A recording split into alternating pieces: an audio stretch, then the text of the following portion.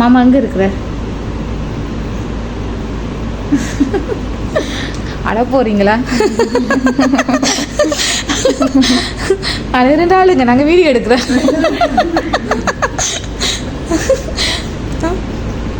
லைட்டாக கண்ணெல்லாம் கலங்குது.